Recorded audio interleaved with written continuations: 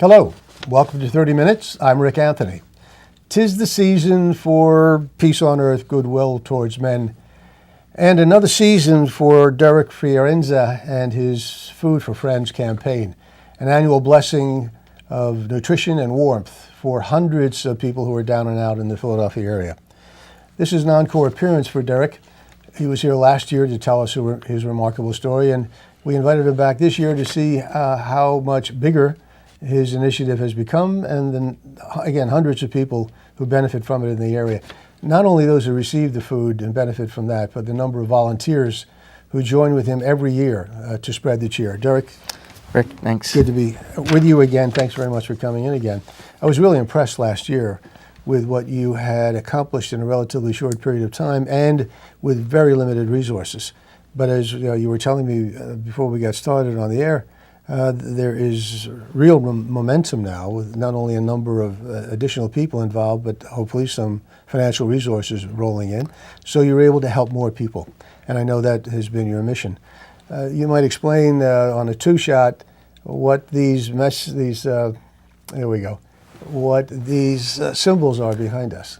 So this is our organization. Last year when we were starting up, we were not a nonprofit organization. This year we are a 501c3 nonprofit organization. We were incorporated in the spring. The name of the organization is Fiorenza's Food for Friends, and these are the t-shirts that we used last year for the volunteers when they served. In terms of momentum, there has been a huge shift in terms of awareness, and our organization and also hunger in general. More people are in the homeless shelters this year compared to last. In fact, one of the shelters that we served last year in Pittsburgh has 150 people sheltered. Now this year it's 250 people. Wow. So a direct result of the economy? I don't know if it's a direct result of the economy or... Well, are you seeing more families than individuals? I think it's a mixture. We haven't actually been out in terms, this week we're starting. So the 18th to the 23rd, it's now expanded from a 3-day operation to a 6-day operation. So we'll have a better idea once we hit the ground. Let's back up a little bit and give our viewers a bit of history. Let's start with who you are, where you come from, and how you became involved in this project. Sure. Well, I grew up in Downingtown, Chester County area, and ever since I was young, my family got me involved. My parents, my sisters, we all got involved and served at different soup kitchens as a family. And then when I went to school, grade school at St. Aloysius Academy right here in Bryn Mawr, the value of service and character formation were key.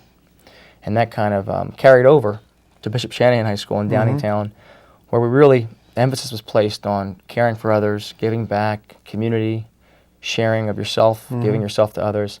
And then when I went to Villanova University as an undergrad, then it really just started peaking. And it really got me interested in wanting to give back and make a difference in this world. And I started changing my mindset to what's really important. You know, we're here for a short amount of time, and I want to leave a legacy. I want to inspire others. I want to create hope for those that have none. And then that carried over. I was playing football at Villanova as a walk-on student there, a kicker and punter. And then I continued my career out in California, University of Pennsylvania, out in Pittsburgh. I was a punter there for 3 years on their football team. And the events in terms of serving really started as an undergrad at Villanova. In '07, December of '07 was our first year of serving, and we served 25 meals. And then gradually each year it increased from 50 to 100. Then last year we did over 1,000 meals. This year we're positioned to serve 2,200 meals next week. In how many cities? Well, there's 3 major cities, Philadelphia, Pittsburgh, and New York, but essentially 23 shelters and 9 different counties. So the operation has expanded, and then going through our numbers of the day, we're approaching 25,000 meals served for the year across 14 states. 14 states? 14 states. Wait. How does that work? Well, we one of the goals of the program, we have a couple of principles we kind of follow, but one of the major goals is to create awareness. That's first and foremost. Awareness of the need. Of the need, of hunger, of poverty, of homelessness. Because a lot of people, if they know about it, they're not doing something about it, or if they don't know about it, they can't help. So we're trying to create awareness first and foremost. And then we want to inspire others to take action. So it's twofold purpose. One is to create awareness.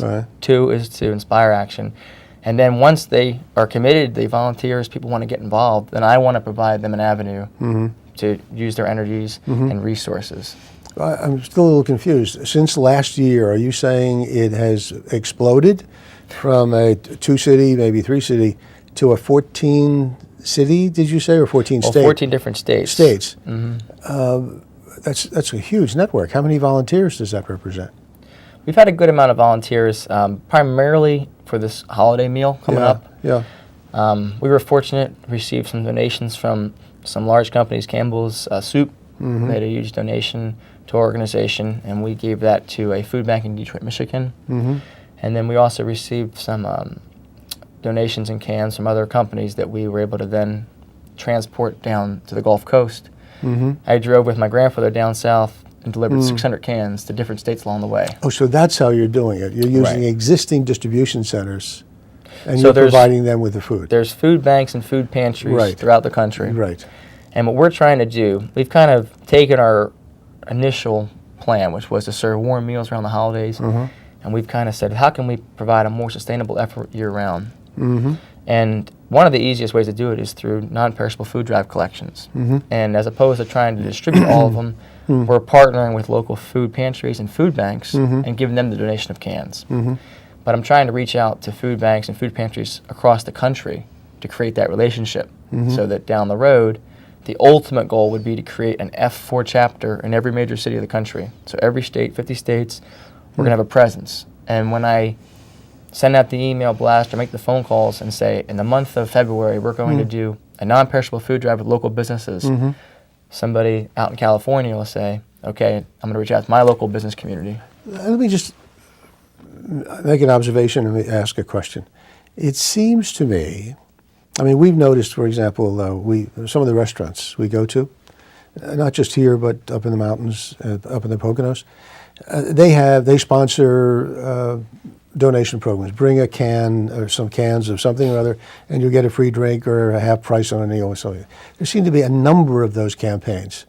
Do you get to the point where the public are confused by the number of appeals and wondering where does all this stuff go, and which of the several that are making appeals are not only legitimate but are really doing good work and are not wasting resources?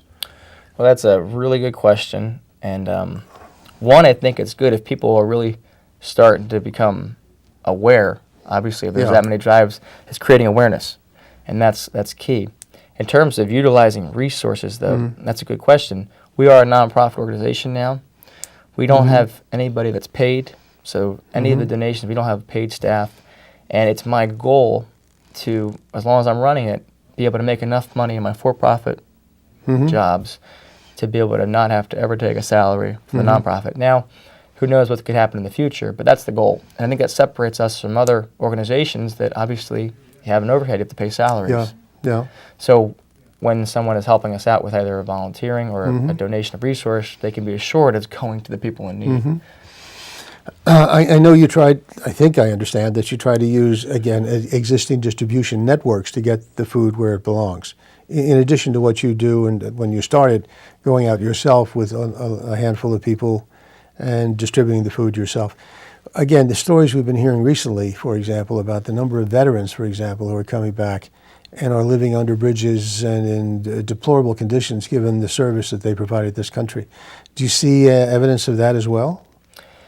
A lot of the aid that we provided this year has primarily been through non-perishable food drives. Yes.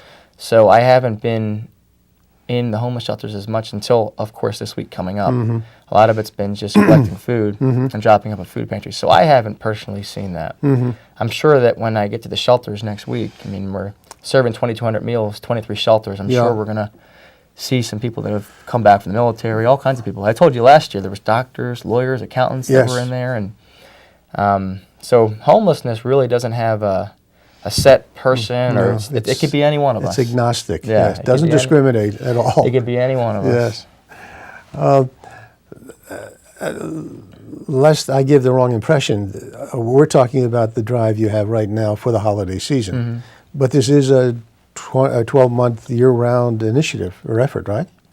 Right, so that comes into the planning and different endeavors that we take on throughout the year. We'll do non-perishable food drives, which will be a month long, and we'll pick 3 to 4 months of the year. We'll say we're going to focus on rounding up local business, building partnerships and relationships, and collecting food for the local pantries and food banks. This event here is special. It's a warm meal. We started this, like I said, 5 years ago on a small scale. Now it's gone from 25 meals to 2,200 meals, and one shelter to 23.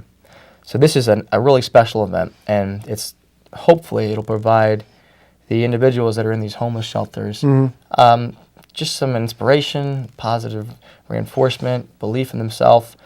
We want to get to the root of the causes of what hunger, homelessness, poverty is. And that's not going to happen overnight. But I think the first step towards curing it, and I do believe this in my heart, comes with compassion and care.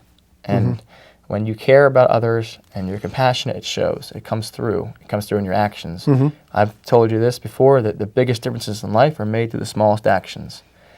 And our key motto is, service, integrity, and hope, because we care. We try to provide service with integrity to inspire others, and we do that because we care. We care about people. Are you finding that other families are joining your family in this campaign? That goes to the volunteers. The volunteer support this year has been unbelievable. Really? Unbelievable. We've probably doubled. I don't have an exact count on how many volunteers we have this year, but probably doubled. And the amount of families that have gotten involved and said, Derek, I'd like to put together my children and my wife. It's been, and my cousin, my sister's like, wow. It's just, so the idea of people want to help. And that's why I feel that as I'm growing this, I need to keep that in mind, that now we're creating the awareness. We're inspiring others to take action. Now it becomes giving them an avenue to be able to help and give back. And that's going to be the key part here going forward, is have to continue to kind of get creative and strategically grow it. Are you still working with Villanova? Villanova, obviously my alma mater. I have a tremendous amount of love and respect for the university. They've been supportive since day one as an undergrad, whether that be in terms of... But what about the students? Are they involved? The students are. Actually, we got the students involved this past fall. I got them involved in a canned food drive on campus.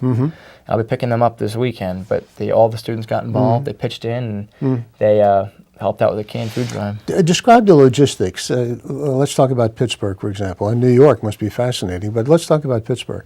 You're here, it's there. It's a 6-hour drive? At least. Thereabouts? At least. So what do? You load a truck and take the food out there? Or is it trucked for you? No. Well, here's how it works.